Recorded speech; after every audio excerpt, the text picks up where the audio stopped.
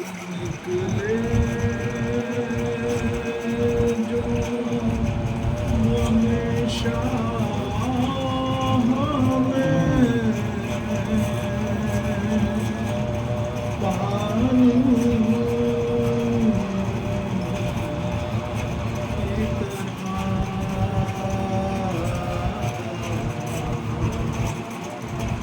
اشک نکلے جو ہمیشہ ہمیں پانی کی طرح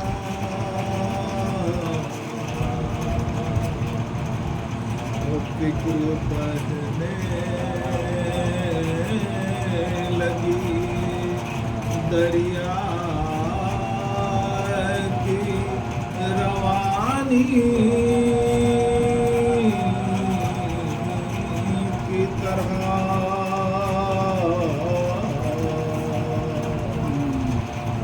فرش شبیر سے کردار بنا کر اٹھو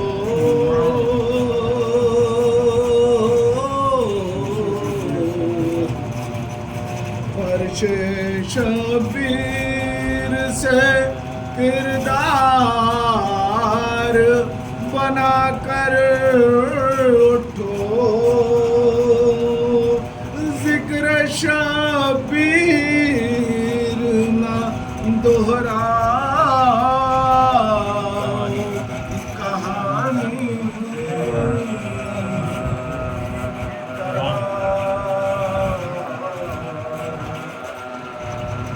عشق نکلے جو سبحان اللہ.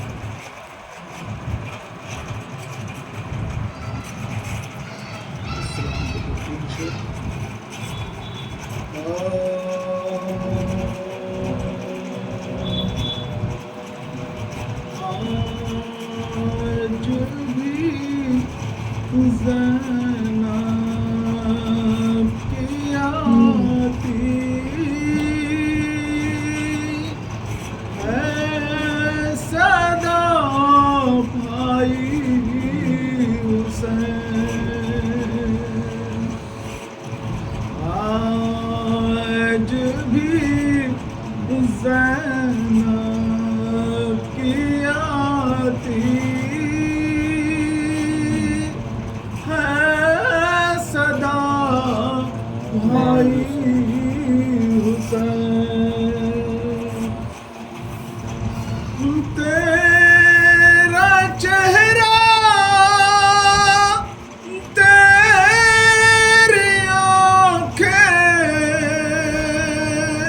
بھول کب پائی حسین آج بھی زینب کی آتی ہے صدا بھائی حسین بس میں گھبرائی تھی خنجر تجھ پہ چلتا دیکھ کر بس میں گھبرائی تھی خنجر تجھ پہ چلتا دیکھ کر پھر کسی مشکل میں گر کر میں نہ گھبرائی حسین کون تھا جو مرنے والوں میں نہیں تھا خوبرو کون تھا جو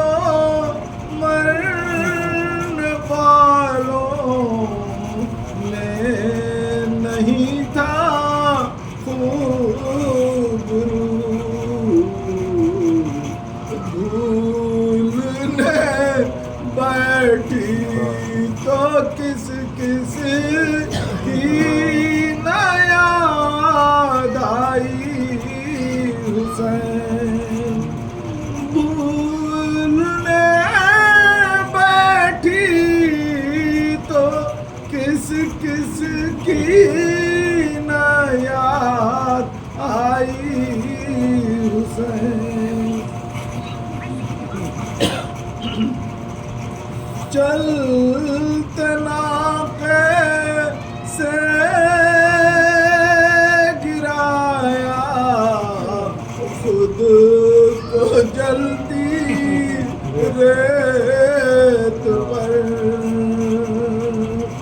چلتے ناقے سے گرایا خود کو جلتی ریت پر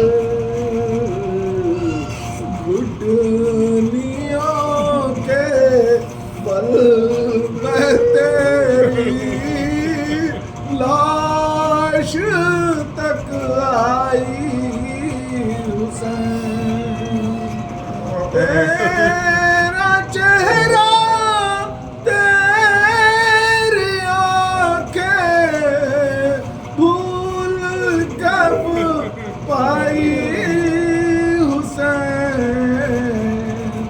آئے بھی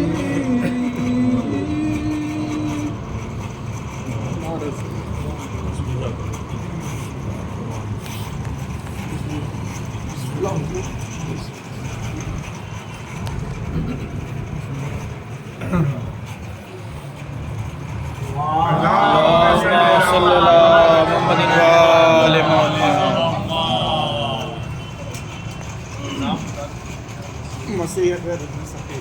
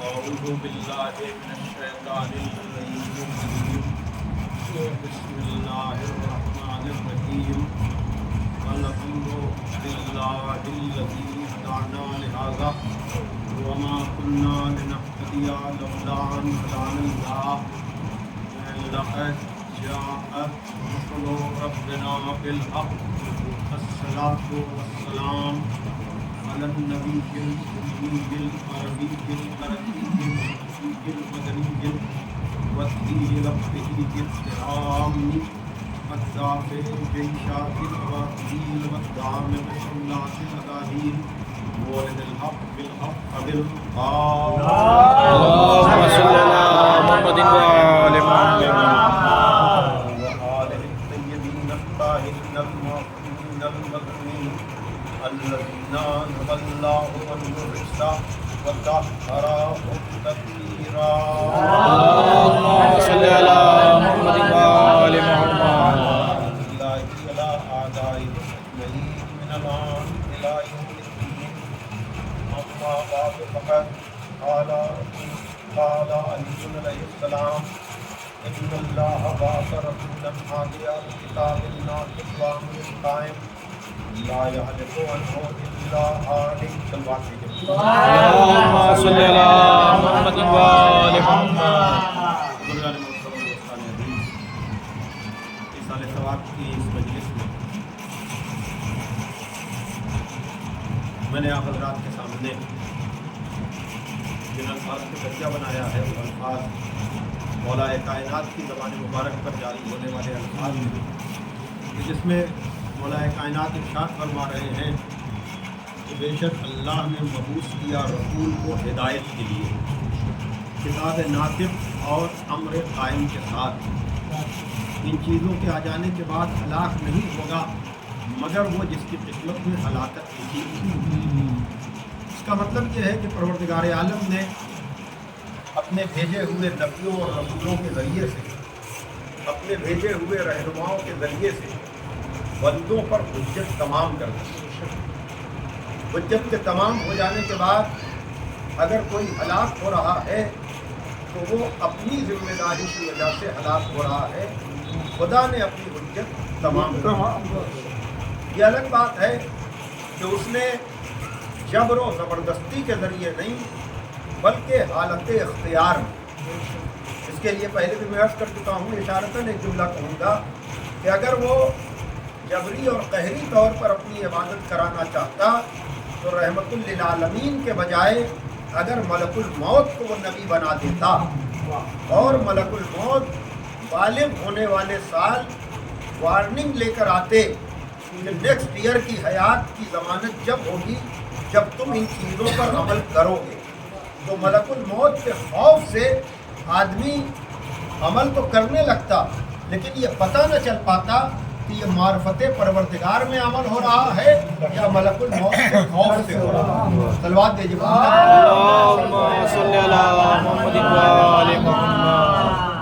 बहरहाल आज जुमे का दिन भी गुजरा और बड़ी तादाद अपने को जुमे में पहुंचाती है। और ऐसी बात है कि हुक्म है यही कि ज़ातुल्लाह अलैहिस्सलाम मिन यौमिल जुमुअह के फसौला बिल्लाह व ज़रूर हुदूद व क़ुयूद और शुरूर के साथ।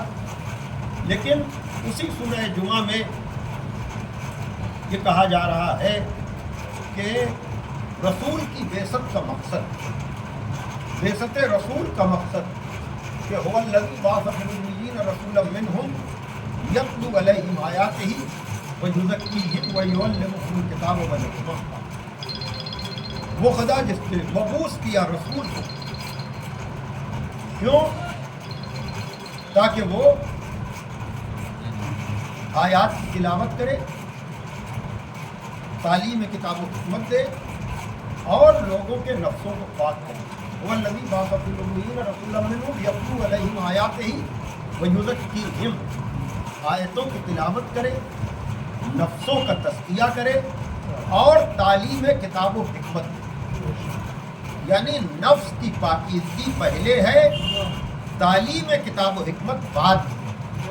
इससे ये भी नतीजा निकलता है कि अगर तज़किया नफ्स नहीं है तो तालीम किताब व हिकमत का असर नहीं है। तो बहरहाल सबसे अहम तरीन जिम्मेदारी जो है इंसान की वो अपने नफ्स को पाको पाकीज़ा रखना है।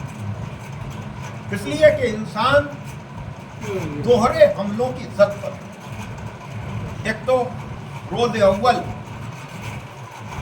जब परवरदिगार आलम ने जनाब आदम को सजदे का हुक्म दिया तो उसने सजदे का इनकार किया।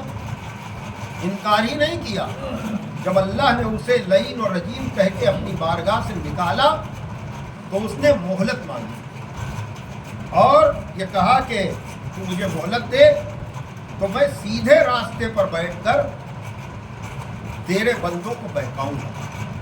तो अल्लाह ने भी कहा जा मैं तुझे मोहलत देता हूँ वक्त मालूम तक की, जो मेरे मुखलस है तू उन्हें बहका नहीं सकेगा।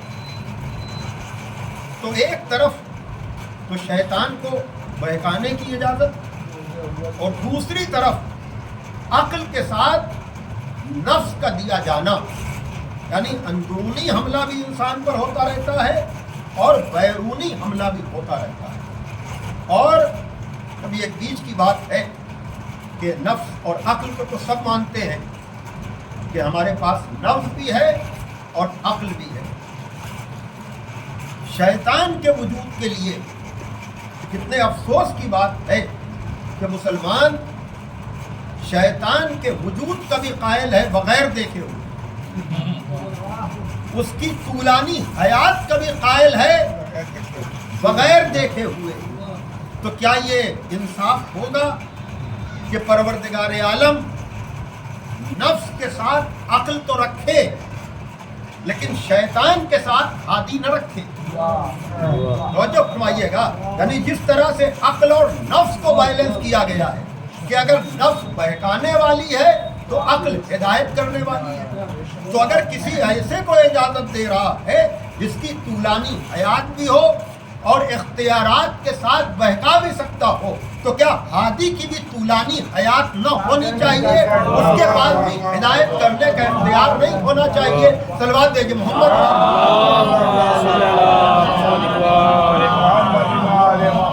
एक और सलवात देंगे। तो बहरहाल मैं मुख्तसर से वक्त में सिर्फ ये बात अर्ज करना चाहता हूँ कि अगर पैगंबर का काम ये था कि आयात की तिलावत के साथ लोगों के नफ्सों को पाक करें, तो हम भी अगर रसूल को मानते हैं, अगर अमल रिसालत ये है, कार रिसालत ये है कि वो लोगों के नफ्सों को पाक करे, तो जो फरमाइएगा, अगर कार रिसालत ये है कि वो लोगों के नफ्सों को पाक करे, तो कलमा पढ़ने वाले की जिम्मेदारी भी है कि वो देखे कि उस पर रिसालत का असर हो रहा है कि नहीं। बड़ी तवज्जो है, इस तरह से मैं गुफ्तगू कर रहा हूँ कि अगर हम ये कह रहे हैं कि अशहदु अन्ना मुहम्मद रसूलुल्लाह, मैं गवाही देता हूँ कि मोहम्मद अल्लाह के रसूल हैं, और रसूल का काम है कि वो लोगों के नफ्सों को पाक करे, तो कलमा पढ़ने वाला देखे तो दो चीजें हैं, हमारा नफ्स पाक हो रहा है या पाक नहीं हो रहा है। अब कलमा पढ़ने वाला फिर फैसला करे कि रसूल कार रिसालत अंजाम दे रहा है कि नहीं दे रहा है। तो कोई कलमा पढ़ने वाला ये तो हिम्मत कर न पाएगा कि रसूल अपनी जिम्मेदारी को पूरा नहीं कर रहा है। इसका मतलब ये है कि रसूल तो अपनी जिम्मेदारी को पूरा कर रहा है, लेकिन अब ये हमारी जिम्मेदारी बनती है कि हम उस असर को कबूल कर रहे हैं कि नहीं।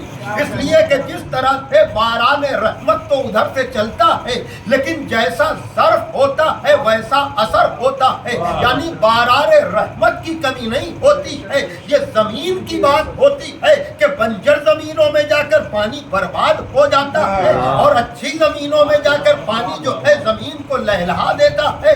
उसी तरह से रिसालत में कमी नहीं है, हमारी कबूलियत में कमी है। सलवात देके मोहम्मद। एक और सवाल।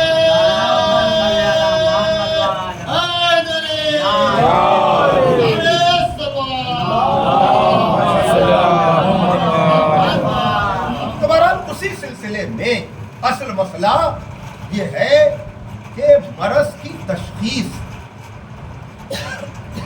मरज की पहचान, कितने अमराज दुनिया में आए। अभी भी हम लोग बात करते हैं कि जैसे जैसे रिसर्च और तहकीक होती जा रही है, जब ये पूरा बड़ा वसी मौजू है कि अमराज का नाम रखना भी, मतलब ये जो कोविड-19 आया तो उसको एक नाम हम लोगों के लिए, लेकिन उसकी डिटेल मेडिकल साइंस वाले जानते हैं। कहने का मतलब ये है कि जिस तरह से अमराज के नाम हैं, उसी बुनियाद पर दवाएं और दवाओं के नाम, तो जो कीजिएगा, तो उसी तरह से जैसे हमारे बदन के अमराज हैं, उसी तरह से हमारा नफ्स भी मरीज होता है। तो नफ्स के अमराज का भी हमें पता नहीं। तो जब मरज का पता नहीं है तो दवा का क्या पता होगा? बड़ी तवज्जो। तो जिस तरह से जिस्म मरीज होता है, उसी तरह से नफ्स ही मरीज होता है। बड़ी तफसीली गुफ्तगू है, लेकिन मैं शुरू कर रहा हूँ ये बहुत मुख्तसर वक्त में कि खुदा के भेजे हुए रहबरों का अगर ये काम है कि वो नफ्सों को पाक करें, तो उन्होंने हमें नफसानी अमराज के नाम भी बताए। मकसद कुछ का हमें पता है, जैसे झूठ एक नफ्स का मरज है, हसद एक मरज है, कीना एक मरज है, जो है वो गीबत करना एक मरज है। इनका इलाज बताया, लेकिन उसमें भी चूंकि इन अमराज का इलाज मासूम ने इस तरह से बताया कि अगर आप देखें तो भी आपको अंदाजा हो जाएगा जो मैं अब करना चाह रहा हूं कि बहुत सी चीजों का हम एहसास भी नहीं करते। और इसीलिए मैं बार बार ये बात कहता हूं कि कुरान नहजुल बलागा तीसरी मंजिल पर सहीफ़े सज्जादिया, और बार बार मैंने ये बात कही है कि जिस तरह से मैंने नामों के हवाले से मुतअद्दिद बार कहा कि हमारे नाम जो अच्छे अच्छे रखे जाते हैं, उन नामों का ये मकसद है कि हम ये देखें कि उन नामों का असर हम पर हो रहा है कि नहीं।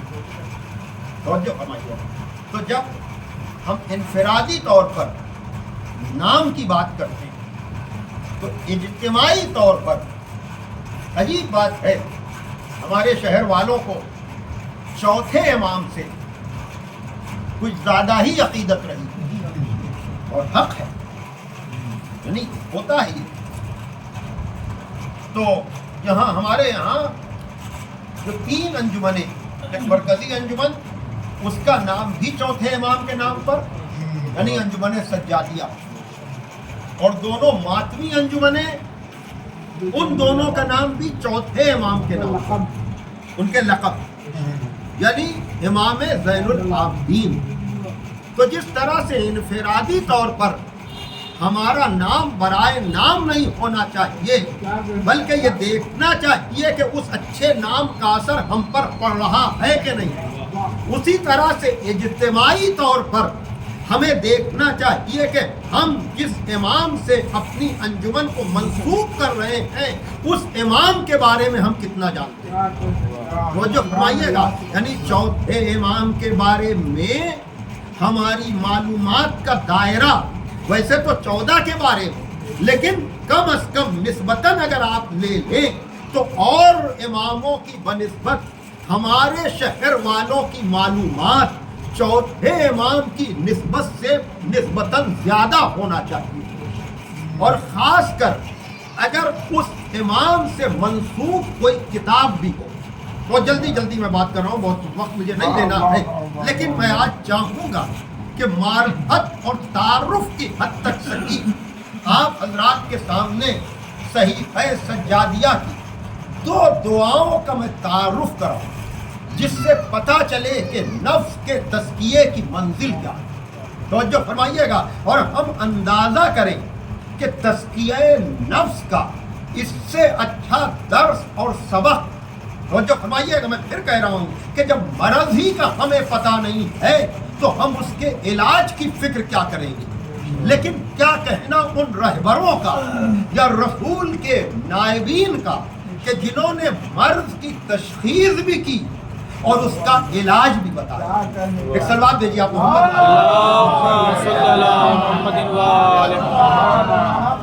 सहीफ़े सज्जादिया,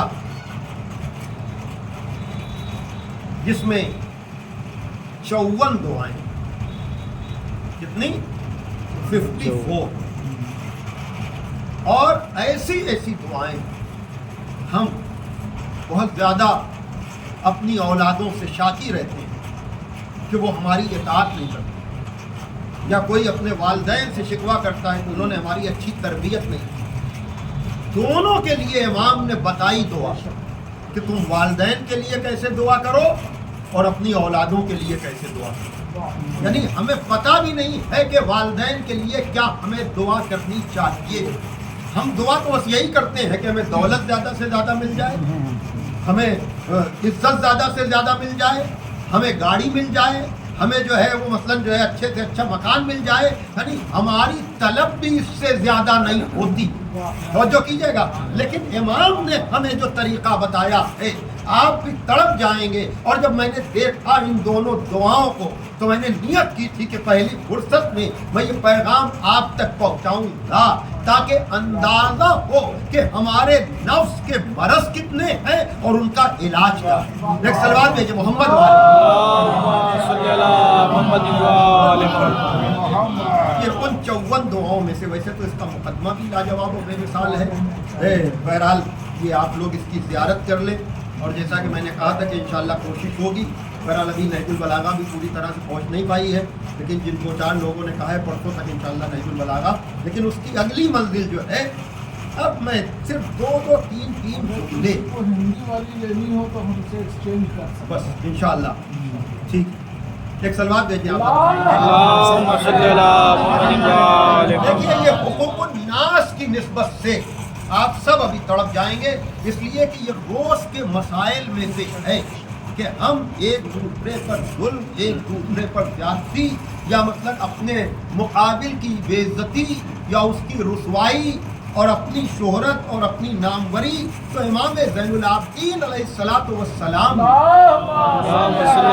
محمد وآل محمد۔ سے بہتر تزکیہ نفس کا میرے حساب سے کوئی اور تصور نہیں ہو سکتا ہے، اور وہ یہ کہ یہ دعا 38 نمبر کی دعا ہے۔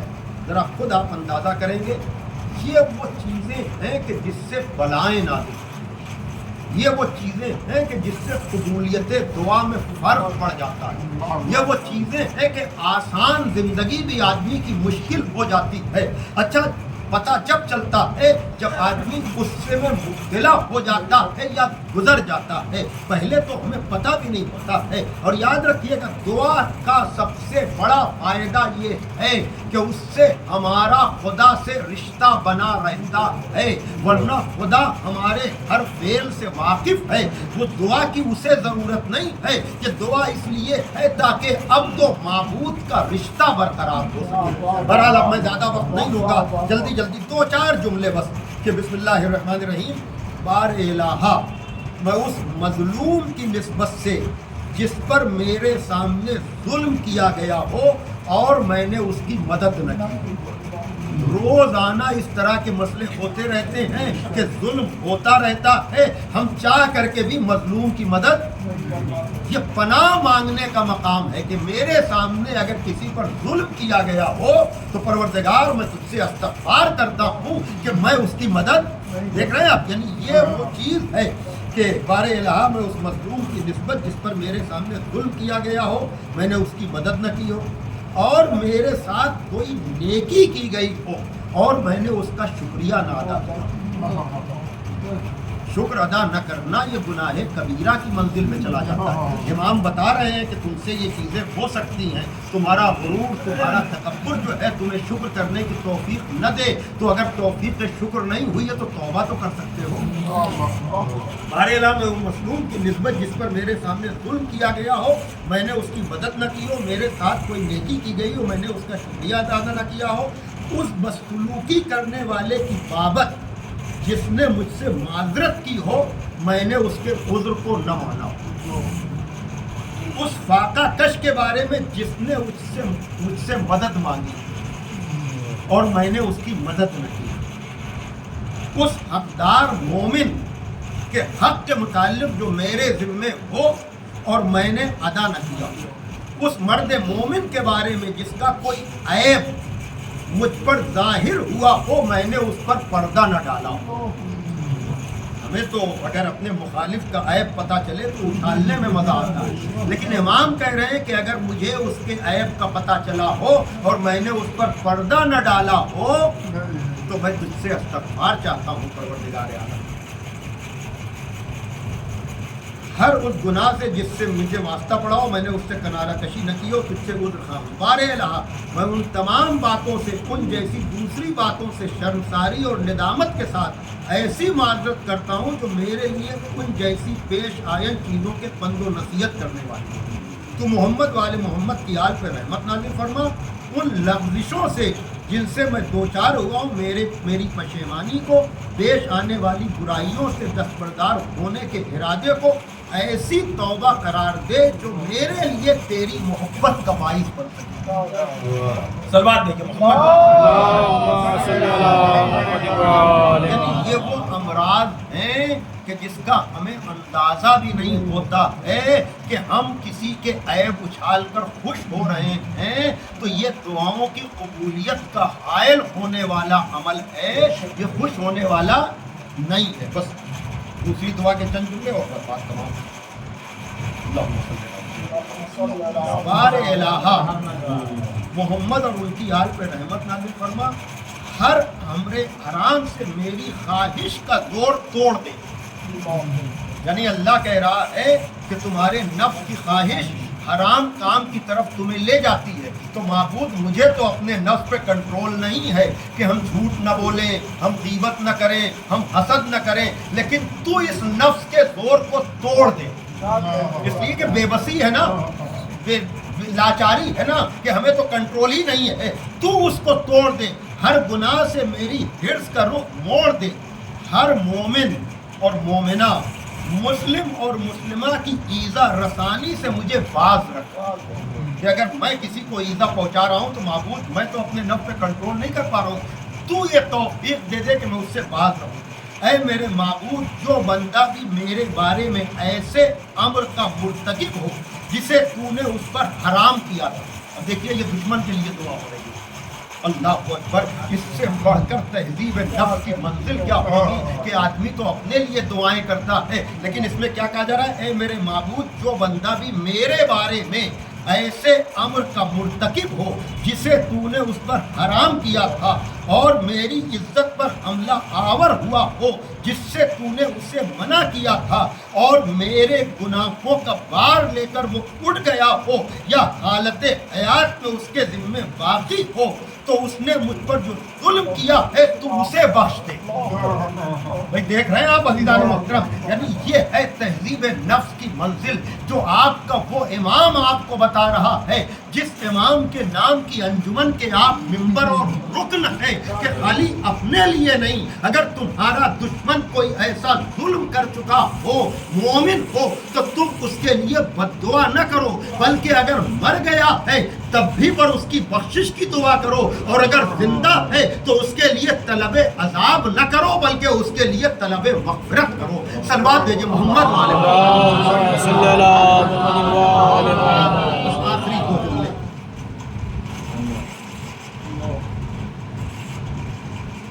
ऐ मेरे माबूद, वो जिस अमर का मुर्तकिब हुआ उससे सरजनिश न करना, उस पर अज़ाब न नाज़िल करना, और मुझे आज़ुर्दा करने के बाइस उसे रुसवा न फरमा।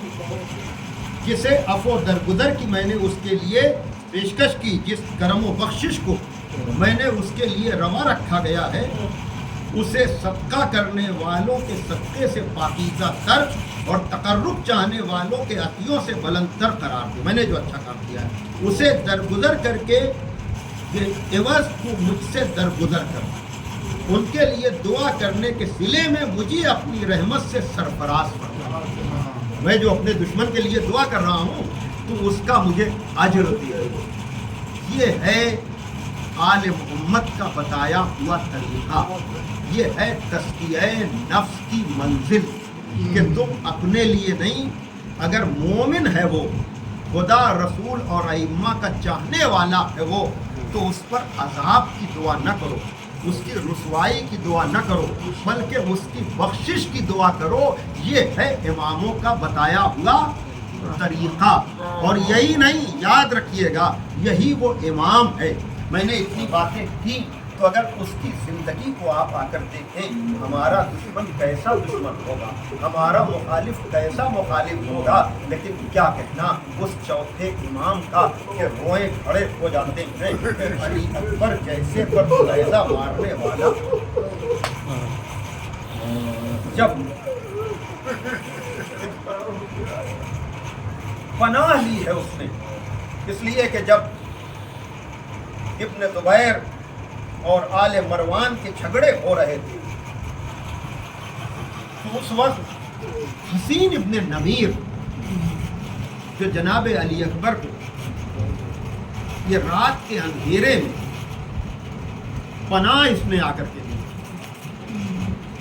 یہ جانتا ہے کہ یہ جناب علی اکبر کے بھائی، اللہ اکبر، کیسا ہے یہ چوتھا امام، کیسی ہے اس کی سیرت، کس سے ہم لوگ منسوب ہیں اور ہمیں کیا ہونا چاہیے۔ خداوند عالم جانے والوں کی بخشش کرے، زندہ رہنے والوں کو یہ معرفت نصیب فرمائے۔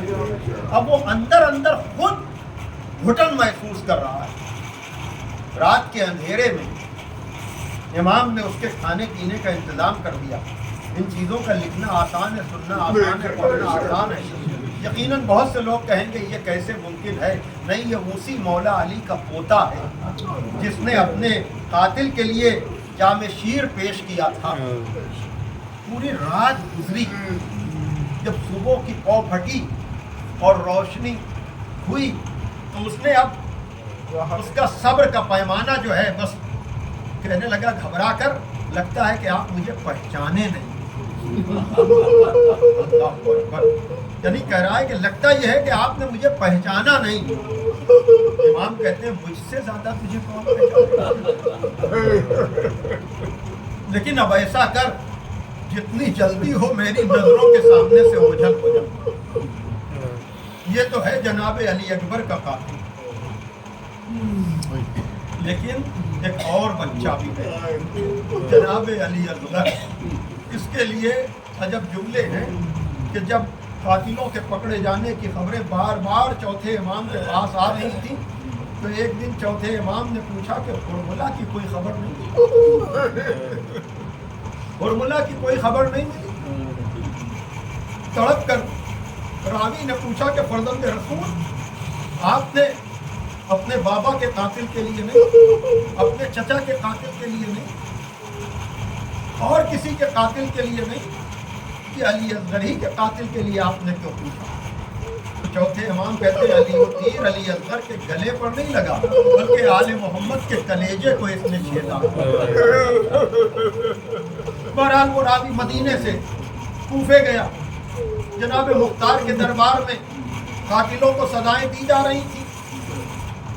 جا کر اس نے کہا امیر، میں جب خبر لے کر آیا ہوں، یا دوسری روایت میں اس طرح سے ہے کہ جیسے ہی ہرملہ گرفتار ہو کر آیا، اس راوی نے اللہ اکبر کا نعرہ بلند کیا، کہا اللہ اکبر کا نعرہ تو ہر وقت بہتر ہے، لیکن یہ بتلا کہ ہرملہ کے آنے پر تو نے یہ نعرہ تکبیر کیوں بلند کی؟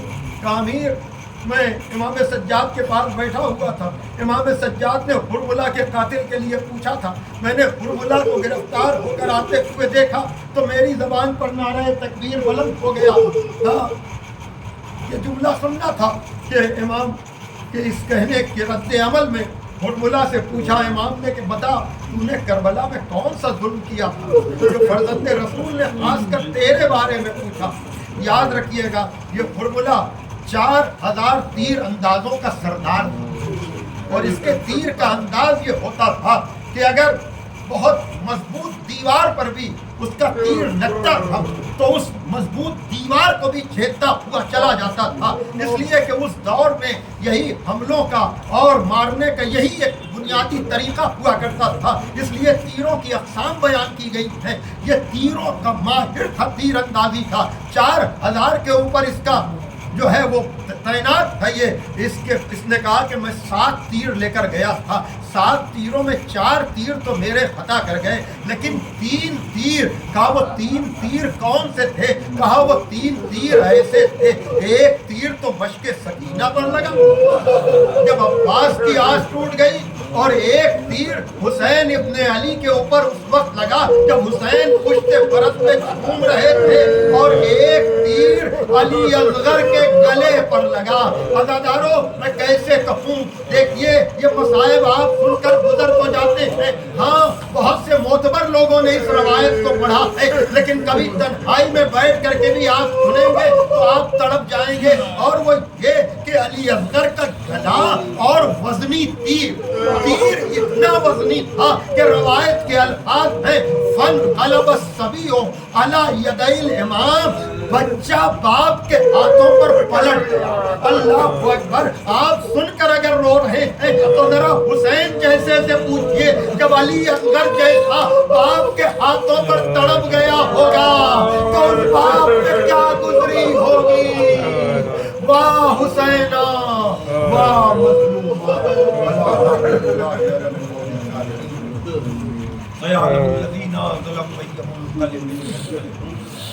پروردگار عالم ہمیں خدا یعنی اپنی معرفت، اپنے رسول کی معرفت اور اپنے اولیاء کی معرفت نصیب فرما اور ہمیں ان کے راستوں پر چلنے کی توفیق عطا فرما. پروردگار ہمیں کامل الایمان فرما، ملت کو متحد فرما. سرکار امام زمانہ اجل اللہ تعالیٰ فرج الشریف کے بخوب تاجیل اور ہمیں اس لائق بنا کہ ہمارا سماج مل کے اوپر ہوا. اللہم تقبل منا انک انت السمیع العلیم. پھر ایک مرتبہ آپ سے گزارش کیا، ایک مرتبہ سورہ کن، 3 مرتبہ سورہ توحید، اللہ مادر اور روح مسیح صاحب